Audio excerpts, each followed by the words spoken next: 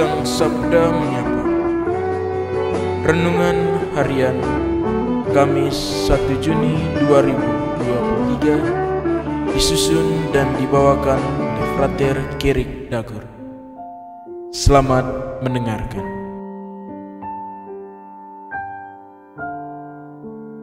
Para saudari yang terkasih dalam Kristus Tuhan, sebelum memulai renungan kita pada hari ini, marilah kita mengawalinya dengan tanda kemenangan Kristus. Dalam nama Bapa dan Putra dan Roh Kudus. Amin. Renungan kita pada hari ini berjudul Panggillah Dia. Hari ini Penginjil Markus menyuguhkan kepada kita sekalian perihal Yesus menyembuhkan seorang pengemis yang buta bernama Bartimeus. Saat menikmati perjalanan bersama para murid di kota Yeriko, Yesus mendengar seruan Bartimeus yang memohon belas kasihan. Atas situasi demikian, kemudian Yesus menyuruh para pengikutnya untuk memanggil Bartimeus.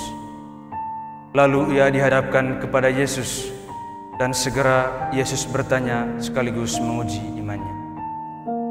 Karena iman dan kepercayaan yang begitu sungguh, Bartimeus pun lekas sembuh dari sakitnya, dan perlahan ia mulai mengikuti jejak Yesus. Sekali lagi, Bartimeus lekas sembuh karena imannya sendiri yang menyelamatkannya. Saudara-saudari yang terkasih dalam Kristus Tuhan, sejenak kembali ke belakang. Barangkali dalam kehidupan kita sehari-hari, acap dilakukan dan dijumpai orang-orang yang hanya mementingkan diri sendiri, apatis, cuek, buang muka, berat tangan, dan sejenis tutur tindak yang berorientasi pada aksi ketidakpedulian.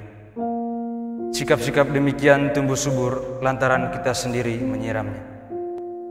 Kita terjebak dalam orientasi hidup yang tujuannya cuma penting bagi diri sendiri, sementara bagi orang lain, kemungkinan yang diterima adalah sesuatu yang tidak berguna. Dalam permenungan saya, ada satu hal menarik dari perikop Injil ini yang mengisyaratkan kebaikan, dan tentunya membantu kita untuk keluar dan terhindar dari aksi-aksi ketidakpedulian. Hal tersebut nampak dalam perkataan yang dilontarkan Yesus, "Panggillah Dia." Kalimat perintah tersebut menyisipkan begitu banyak maksud sekaligus tujuan, dan bagi saya ada dua maksud yang tersampaikan dalam perkataan Yesus tersebut. Pertama, Yesus sendiri memanggil kita untuk menjadi pengikutnya dan mengikuti jejaknya. Seringkali kita melantur dari perintahnya dan terjebak pada sakit, melupakan dan tidak menghiraukan Tuhan. Akan hal itu, Yesus memanggil kita untuk mencontohi sikapnya. Kedua, kalimat yang dilontarkan Yesus menjadi perintah bagi kita untuk memanggil mereka yang tengah terjerembab pada aksi-aksi ketidakpedulian, juga mereka yang menjadi korban dari aksi tersebut. Kita mesti menjadi promotor untuk memanggil orang-orang yang sakit, baik sakit mental maupun fisik. Kita juga mesti menjadi promotor untuk memanggil orang-orang yang cuek, apatis dengan sesama, serta menjadi panutan kebaikan. Kita mesti mewabah kebaikan dan kepedulian, bukan hanya memanggil menggunakan mulut. Lebih dari itu, tangan dan kaki mesti berjalan dan bertindak untuk memanggil mereka.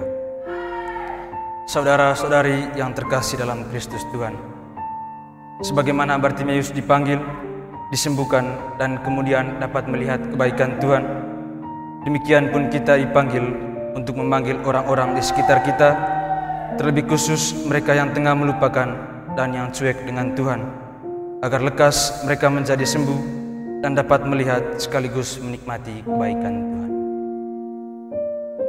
Kemuliaan kepada Bapa dan Putra dan Roh Kudus, seperti pada permulaan, sekarang, selalu, dan sepanjang segala abad. Amin. Dalam nama Bapa dan Putra dan Roh Kudus. Amin.